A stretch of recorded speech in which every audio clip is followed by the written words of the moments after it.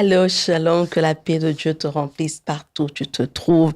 Un bonjour spécial à toi qui nous suis sur Nyota TV ou Facebook ou Canal+, la chaîne 601. Un bonjour aussi à toi qui nous suis sur YouTube et Facebook. Mon nom est Ariane Kisanga et ici, je suis pasteur à Alpha Ministries. Bienvenue sur Créer de l'espace pour Dieu. Bienvenue à Créer de l'espace pour Dieu. Créer de l'espace pour Dieu est un moment où nous faisons intentionnellement une pause. Pause au bruit, pause aux préoccupations, pause à ce que nous faisons, nos occupations, pour nous aligner à ce que Dieu a à nous dire, pour aligner notre foi à la parole de Dieu. On crée de l'espace pour Dieu, pas parce qu'on a plus de temps, mais on crée de l'espace pour Dieu parce qu'on fait de Dieu une priorité. Alors, as-tu pris le temps cette semaine pour créer de l'espace pour Dieu? Sinon, je t'invite à me joindre. On commence avec la prière tirée de Jean 3 au verset 14. La parole de Dieu nous dit, « Et comme Moïse éleva le serpent dans le désert, il faut de même que le Fils de l'homme soit élevé, afin que quiconque croit en lui ait la vie éternelle. » Il faut que le Fils de l'homme soit élevé. Il faut que le Fils de l'homme soit élevé. Élever le Fils de l'homme n'est pas une option. C'est pas un choix que Dieu nous demande. C'est pas quelque chose où tu peux dire je veux le faire, je veux pas le faire. En tant que chrétien, c'est quelque chose que tu dois faire. Moïse a élevé le serpent dans le désert.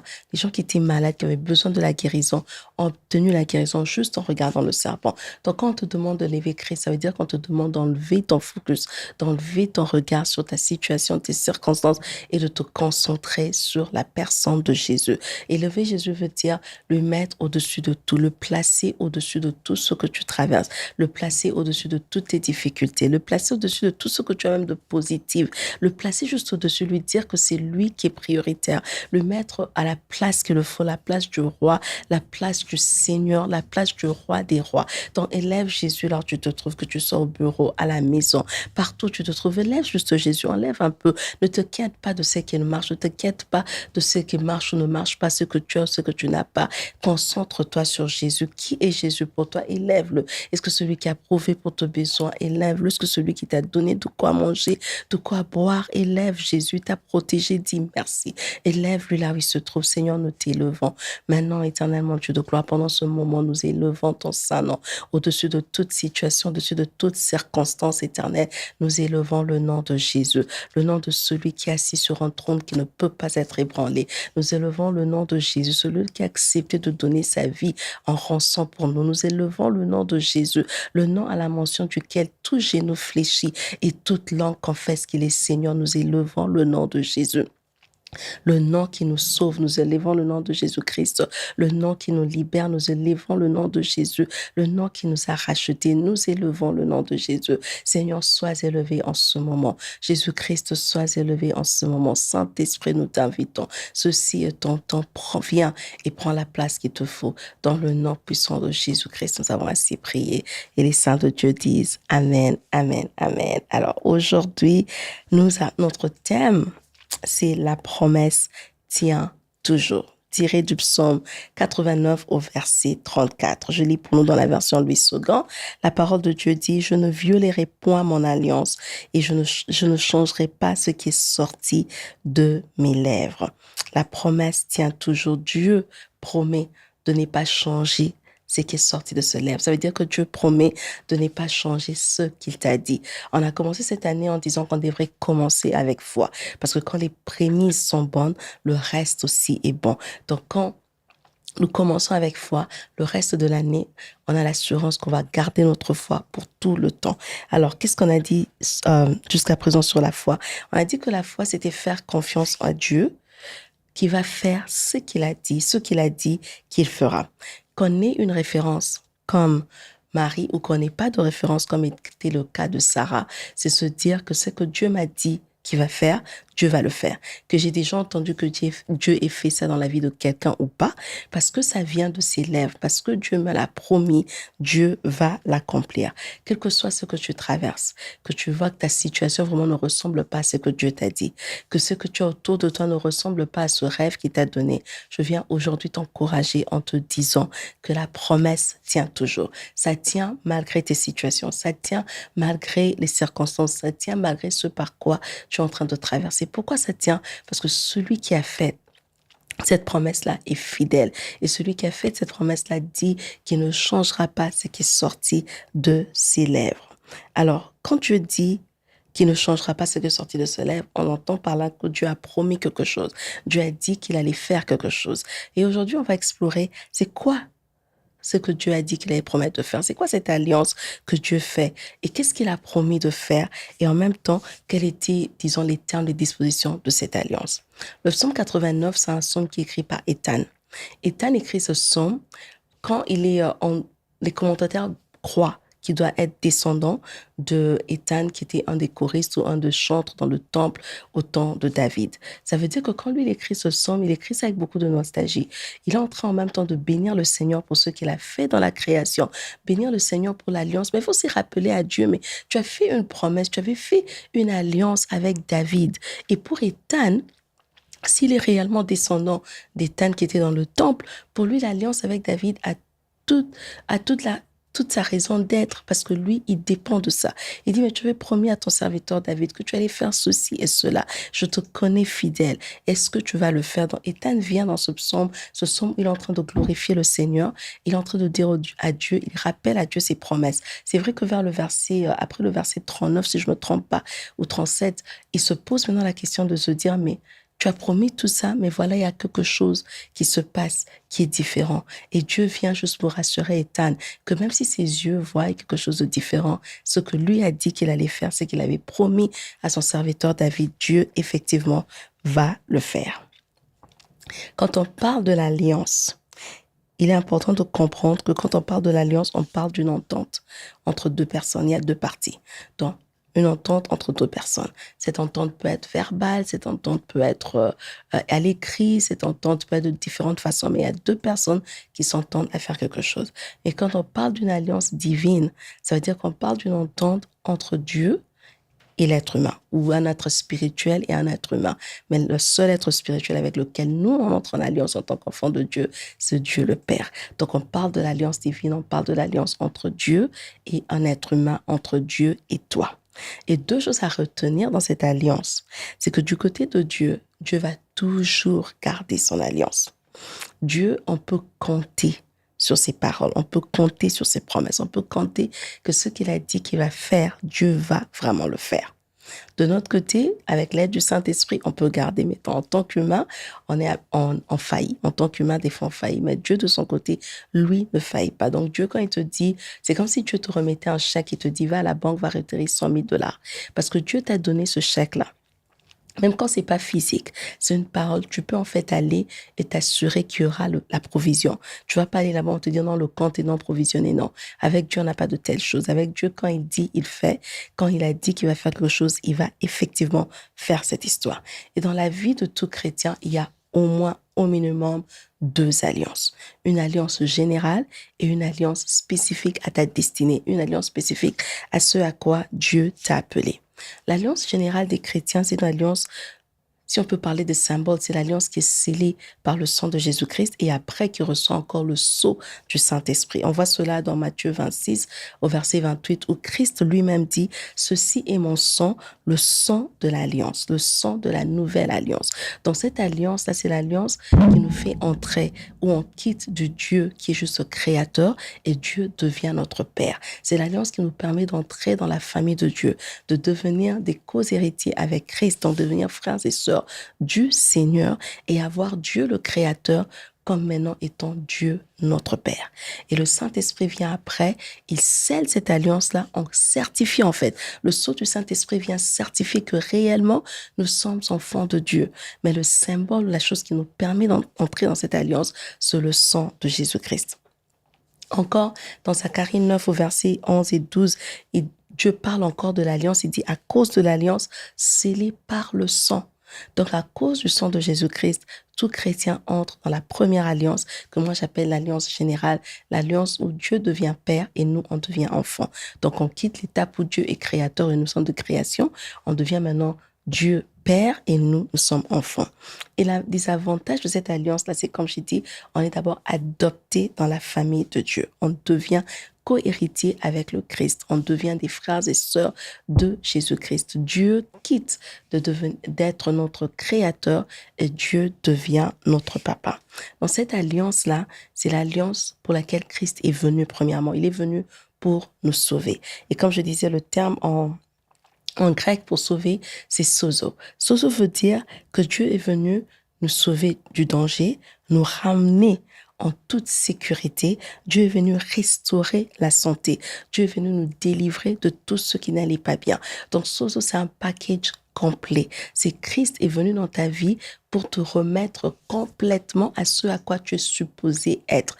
Donc, quand tu dis que Christ est mon sauveur ou j'accepte Jésus-Christ comme sauveur et Seigneur, ça veut dire que tu acceptes que Jésus-Christ te restaure complètement à la position que tu étais supposé avoir dès le début de la création quand Dieu t'a créé. C'est ce que sozo veut dire. C'est ce que Christ en tant que sauveur veut dire qu'il est venu. C'est pour ça qu'à la croix, il dit tout est accompli. Il a tout fini. Il t'a remis à l'étape initiale, là où tu étais supposé être dès le début. C'est ça les avantages de notre première alliance, cette alliance générale que tout chrétien nous entrons, l'alliance des enfants de Dieu. Mais Dieu est bon, il ne veut pas qu'on se limite juste là. Dieu vient et il peut encore entrer dans une autre alliance avec nous. Une alliance où il vient nous promettre, où il vient nous dire quelle est notre destinée, le but pour lequel nous existons, quels sont les dons, qu'est-ce qu'il veut faire avec toi. Et quand lui vient dire cela, il s'attend à ce que tu gardes ta part, mais il sait que tu es humain. Mais lui, il vient avec, et tu dois avoir la certitude que ce Dieu qui est venu te promettre, te dire que non, tu seras une grande personnalité, celui qui est venu te dire que tu auras des enfants, celui qui est venu te dire que tu as un grand ministère, celui qui est venu te dire qu'il va t'utiliser pour changer les nations, celui qui est venu te dire que tu vas emmener le réveil dans ta famille, ce qu'il t'a dit qu'il va faire avec toi ou ce à quoi tu es appelé à faire, Christ ou Dieu va garder sa part. Et c'est dans le contexte ici du deuxième type d'alliance qu'on se retrouve dans le psaume 89 du verset 19 au verset 37. Dieu, dans ce type d'alliance, il se révèle à une personne. Ça peut être par un rêve, ça peut être par des visions, ça peut être par une voix audible, ça peut être par des versets bibliques que tu lis et le verset là te parle, tu te dis mais c'est comme si Dieu me parlait audiblement, ce verset c'est à moi. De différentes façons, Dieu vient. Et ce type d'alliance est important parce que ce type d'alliance nous aide à tenir quand la vie ne va pas bien. Ce type d'alliance nous aide à tenir et à garder nos regards effectivement sur Jésus quand tout autour de nous s'écroule. Quand par exemple Dieu te dit tu seras une grande personnalité et que tu passes des moments de difficulté impossibles, tu te dis mais personne ne me connaît, je n'avance même pas, je suis au plus bas de ma vie. Quand tu te rappelles que celui qui t'a appelé, celui qui a dit qu'il allait faire de toi une grande personnalité est fidèle et qui ne peut jamais revenir sur sa parole parce qu'il dit qu'il ne changera pas ce qui est sorti de sa bouche. Vu que lui, il t'avait déjà promis la grandeur, même si aujourd'hui je n'ai pas encore en train de voir cette grandeur-là, tu peux tenir bon à cette alliance et te dire que demain, je verrai cette grandeur. C'est pour ça que ce type d'alliance est important. Ça nous soutient quand les choses vont mal. Ça nous soutient quand la vie devient incontrôlable. Ça nous soutient quand les difficultés surviennent. Et ce type d'alliance, en même temps, ça nous aide à mettre fin à toute confusion. Quand tu dis, ah, est-ce que je suis appelé à faire ceci, est-ce que je suis appelé à faire cela? Quand tu as une parole de Dieu, Dieu t'a dit exactement ce à quoi tu es appelé. Tu n'as plus besoin d'être confondu. Tu as juste besoin de répéter cette parole. Et ce type d'alliance, ça peut être spécifique. C'est comme Dieu te dit, c'est seulement ça qu'il va faire pour toi. Mais ça peut aussi être plusieurs choses. Dieu n'a pas qu'un seul plan pour notre vie. Dieu ne nous a pas seulement mis sur terre pour dire, oh, toi, tu es sur terre et toi, tout ce que tu es venu faire, c'est travailler, avoir une maison, avoir des enfants et vivre. Non, Dieu a beaucoup de plans pour toi. Il faut maintenant découvrir chacune de ces alliances. Mais comme on va lire ici dans le psaume 89, 19 à 37, ces alliances ne se trouvent pas loin de sa présence. Donc tu découvres ça quand tu es dans sa présence, soit dans une vision, dans un rêve, par sa voix audible, ou alors il parle à travers sa parole. Mais ça se trouve dans sa présence quand maintenant on a accès à tout ce que Dieu planifie pour nous. Ces alliances en même temps aident à nourrir notre culte.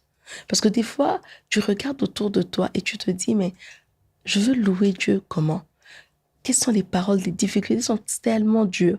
Mais quand tu te rappelles de ce qu'il a dit, tu te rappelles de ce qu'il a fait dans le passé et ce qu'il va faire, tu sais le louer. Ces alliances t'aident à nourrir ton culte personnel. Juste la même chose qu'Abraham. Il est allé pour sacrifier son fils, ce fils que Dieu l'avait promis. Il se dit, bon, tu m'as promis, maintenant je vais encore perdre cet enfant. Mais quand il arrive, il trouve le bélier. Et Abraham peut dire, ah, tu es Jéhovah Jireh. Ça ajoute quelque chose. Je te dis, non, celui-là qui m'avait promis, il a prouvé un besoin que j'avais de ne pas tuer mon enfant, mais de l'offrir quelque chose d'autre. Ce Dieu qui pourvoit continuera à pourvoir pour mes besoins. Donc, à part les mots que tout le monde utilise, ces alliances te permettent d'avoir des mots spécifiques. Alors toi, quand tu glorifies le Seigneur, comment tu l'appelles? Qui est Dieu pour toi? Est-ce que tu as un nom? Est-ce que tu as une promesse que l'Éternel t'a faite, que tu peux dire, mon Dieu et El Shaddai, il m'avait promis que quelles que soient les difficultés, je peux compter sur lui, l'appeler en tant que El Shaddai et il peut venir intervenir. Est-ce que tu as une parole? Est-ce que tu as un rêve? Est-ce que tu as quelque chose de la part du Seigneur? Comme je disais, Dieu, jamais il va violer son alliance. Plutôt, il dit dans le psaume 89 qu'il ne changera pas ce qui est sorti de sa bouche. Alors, on veut savoir maintenant, c'est quoi l'alliance que Dieu avait faite à David? Qu'est-ce que Dieu avait promis à David de faire? Et les réponses, on les trouve dans le psaume 89, le verset 4 au verset 5, ou dépendamment de ta version, ça peut aussi être du verset 3 au verset 4. Et encore dans le verset 28 dans les versets 28 au verset 29, Dieu promet d'établir la descendance de David pour toujours. Il promet à David que sur le trône d'Israël, il ne manquera jamais de descendant de David. Dieu promet à David d'affermir son trône. Dieu promet encore à David qu'à travers toutes les générations, David sera toujours béni, il sera toujours la tête. Mais quand on arrive au verset 30 à 33 du même psaume, on voit quelque chose de différent. Ici, Dieu maintenant dit que, ok, je te promets, toi, David, que je veux faire ceci pour ta génération. Mais Dieu sait qu'on est des humains et qu'il pourrait arriver qu'il y ait une génération après David qui ne respecte pas les clauses. Il pourrait arriver qu'il y ait une génération après David qui ne le considère pas comme Dieu. Il pourrait arriver qu'il y ait une génération après David qui ne lui donne pas sa place du roi. Et Dieu dit à David que s'il y a une génération après toi qui ne respecte pas mon alliance, je ne veux pas me taire, je veux intervenir contre eux. Et Dieu dit qu'il va punir cette génération-là. Mais ce qui est bien, c'est que Dieu dit que même quand il va punir la génération, il va quand même se rassurer qu'il y a une personne qui demeure sur le trône de David. Ça veut dire que quand tu as fait l'alliance avec toi, oui, tu as le devoir de parler à tes enfants et à tes descendants de l'alliance que Dieu a faite avec toi. Mais tu dois aussi te rassurer que même s'il arrivait qu'il y a une génération qui ne respecte pas ta clause, les clauses de ton alliance, il y a une génération qui ne fait pas ce que Dieu t'a demandé de faire pour garder cette alliance ou maintenir cette alliance avec lui, Dieu suscitera quelqu'un. C'est ça que tu peux voir dans une famille où tout le monde est juste comme bizarre et tout ne va pas bien. Il y a une personne qui reçoit Christ. Et cette personne change tout. Et des fois, quand tu vois, il y a peut-être dans le passé, il y a une grand-mère ou une tante ou un oncle qui avait fait alliance avec Dieu. Dieu se souvient. Comment ça peut être la personne que Dieu suscite? Et avec cette personne-là, Dieu commence une alliance. Parce que les alliances ne restent pas seulement physiques. Les alliances ont aussi un impact spirituel. Et l'impact spirituel des alliances, c'est ce qui fait que ça traverse les générations. Donc, il ne faut jamais te dire que quand toi, tu prends une alliance, c'est juste entre toi et la personne à qui tu contractes l'alliance et ça s'arrête là. Quand ça c'est physique, oui, mais quand c'est spirituel, ce n'est jamais juste entre toi et l'entité spirituelle dont tu es en train de contracter l'alliance avec. Ça continue avec les générations. Si seulement l'alliance avec Dieu peut affecter les générations futures, à combien plus forte raison les alliances avec les diables et les personnes qui ne se rassasient jamais? Ils vont venir aussi réclamer ce qu'il y a à eux. Mais ce qui est bon dans le psaume 89, à partir du verset 30, c'est que Dieu dit que même si l'autre génération ne respecte pas, parce que moi, je suis un Dieu qui garde ma parole, moi, je reviendrai pour au moins me rassurer qu'il y a une personne qui revient sur le trône à cause de ce que je t'ai dit, parce que moi, je ne peux pas changer ce que je t'ai promis. Et Dieu promet à David de toujours avoir quelqu'un sur son trône. Après ça, dans le verset 34, c'est quand il vient encore répéter, il dit, je ne changerai pas ce qui est sorti de mes lèvres. Donc on va voir verset par verset, qu'est-ce qui est sorti des lèvres de Dieu pour David. Au verset 19, il dit d'abord qu'il donne la force à un guerrier. il a élevé au milieu du peuple un homme. Donc Dieu vient dire à David que tu es un guerrier, tu as une force physique, mais moi je viendrai encore te donner ma force. Ça veut dire que je veux venir te rendre fort encore dans ce à quoi toi tu es déjà fort naturellement. Donc Dieu dit qu'il va venir, en anglais c'est enhance, il va venir, pas fortifier, mais renforcer encore, voilà. Dieu viendra renforcer encore ce qu'il a déjà donné à ce guerrier qui est David. Donc, un guerrier, c'est une personne forte, c'est une personne qui gagne, c'est une personne qui va à la guerre et qui remporte des victoires. Mais Dieu dit, il viendra encore renforcer, il va encore donner la force. Et au milieu des hommes, il va élever David. Au verset 20, il dit, il va oindre d'huile son serviteur. Ça veut dire qu'il va lui donner une dose d'onction, une dose de faveur qui est pas naturelle. Il va le faire travailler dans le surnaturel parce qu'il va venir le moindre. Au verset 21, il dit, il va établir et fortifier David. Au verset 22, il dit, aucune surprise de la part de l'ennemi ne viendra dans la vie de David, aucune oppression. Ça veut dire que quand tu es en alliance avec le Seigneur, Dieu te promet que le diable ne va pas te surprendre. Ça veut dire que tu peux demander à Dieu de t'augmenter ta sensibilité spirituelle afin de tout le temps être au courant de ce qui va arriver. C'est vrai que tu ne sauras pas tout parce que tu n'es pas le Seigneur, mais quand il dit aucune surprise, ça veut dire qu'avant que le diable ne t'attaque ou avant que le diable attaque un membre de ta famille, Dieu va révéler le plan de l'ennemi. Dieu va te révéler le plan de l'ennemi. Et si tu ne vois pas ça dans ta vie, tu dois demander au Seigneur d'augmenter ta sensibilité spirituelle parce que Dieu parle tantôt d'une manière, tantôt d'une autre et des fois on n'est juste pas sensible pour comprendre ce que l'Éternel est en train de faire. Dieu dit qu'il n'y aura aucune oppression. Ça veut dire que même dans le combat spirituel, Dieu promet de te donner la victoire. C'est vrai, ces versets avaient été faits à David à l'époque, mais pour aujourd'hui, ces versets tiennent aussi pour toi, parce que la parole de Dieu tout entière t'est dédiée personnellement. Donc, partout en ami David, tu peux te sentir à l'aise de remplacer ton nom, parce que Dieu dit qu'il va le faire. Au verset 23, il promet la victoire sur les ennemis et il dit encore qu'il va combattre toutes nos batailles. Donc, tu ne peux pas être là à la merci des ennemis. Tu as une parole de l'Éternel qui te dit qu'il va te donner la victoire sur les ennemis. Donc, quand tu trouves que tu deviens à la merci des ennemis, que les ennemis sont en train de gagner, tu dois te lever pour dire, Seigneur, c'est pas ça. C'est pas ce que tu as promis. Tu as dit que tu ne feras jamais le contraire. Tu ne vas pas changer ce qui est sorti de ta bouche. Et de ta bouche, tu m'as promis la victoire. Tu reviens et tu dis à Dieu qu'il t'a promis cette victoire. Au verset 24, il dit que sa présence sera constante et sa faveur sera sur David. Au verset 17, il dit encore que sa faveur est ce qui établit notre force. La faveur de Dieu est ce qui établit notre force. Quand Dieu dit qu'il ne change pas ce qui sort de sa bouche, ça veut dire que quelles que soient les circonstances, sa promesse tient toujours. Les promesses de Dieu tiennent pas parce que tout va bien dans ta vie. Les promesses de Dieu tiennent parce que lui, le Seigneur, est fidèle. Et on va voir ça en 3 parties. Aujourd'hui, on a vu beaucoup plus ce que Dieu a promis à David. On va voir aussi le cas d'Abraham la semaine prochaine.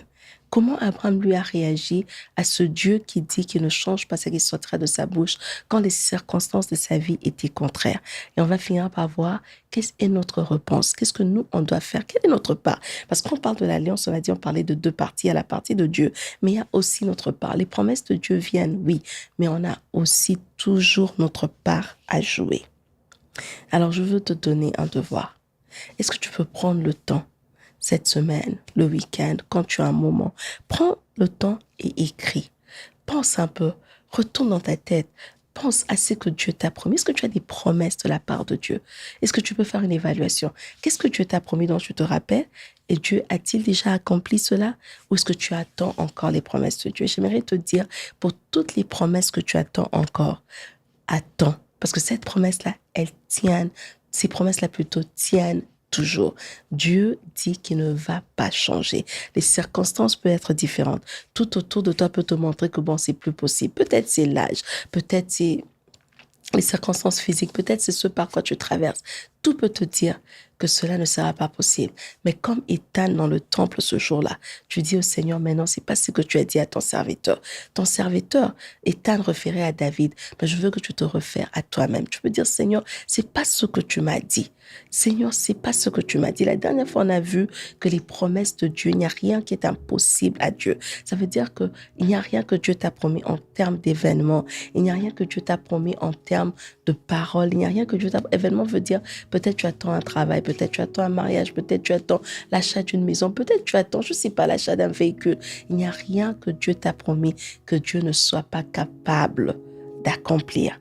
Et avant qu'on ne prie, je nous laisse avec cette parole de Josué 23, verset 14 qui dit « Voici, je m'en vais aujourd'hui par le chemin de toute la terre. Reconnaissez de tout votre cœur et de toute votre âme, qu'aucune des bonnes paroles prononcées sur vous par l'Éternel votre Dieu n'est restée sans effet. Toutes se sont accomplies pour vous. Aucune n'est restée sans effet. » Ma sœur, mon frère, quelles que soient les circonstances, Dieu accomplira sa parole. S'il a fait au temps de Josué, il va le faire aussi encore pour toi. Je veux juste t'inviter à baisser ta tête dans la prière et tu vas juste dire au Seigneur, je crois que tu ne changes pas ce qui est sorti de ta bouche. Je crois que toutes ces bonnes paroles que tu m'as données, tu vas accomplir chacune d'entre eux. Je crois que même si mes yeux ne voient pas encore, même si mon corps ne ressent pas encore, même si physiquement je n'ai pas encore le symbole ou quelque chose qui me montre que tu vas agir, comme Abraham, je crois que tu vas agir. Je te crois. Je crois en ce que tu dis. Je crois en ce que tu as promis. Je crois en ce que tu dis que tu vas faire. Éternel, notre confiance se trouve en toi. Nous, notre foi se trouve en toi. Nous croyons que tu ne vas pas changer et que tu ne changeras pas ce qui est sorti de tes lèvres et que de nos vies, dans notre jour, nous allons vivre tout l'accomplissement de toutes tes promesses. Dans le nom puissant de Jésus, nous avons ainsi prié et les saints de Dieu disent Amen, Amen, Amen. Merci d'avoir pris ce temps pour suivre Créer de l'espace pour Dieu avec Alpha Ministries. Si tu as suivi à la télévision, Nyota TV, Canal+, la chaîne 601, je t'invite à dire à ta voisine, à dire à ton voisin, la semaine prochaine, à la même heure, sur Nyota, il y aura encore un autre épisode de Créer de l'espace pour Dieu. Si tu as suivi sur YouTube ou Facebook, je t'invite à aimer la vidéo, à partager. Si tu as des commentaires, des questions, n'hésite pas à nous contacter. Créer de l'espace pour Dieu, comme je dis toujours, c'est aussi nous suivre sur toutes nos plateformes de réseaux sociaux. Jusqu'à ce qu'on se voit la semaine prochaine, rappelle-toi de toujours créer de l'espace pour Dieu.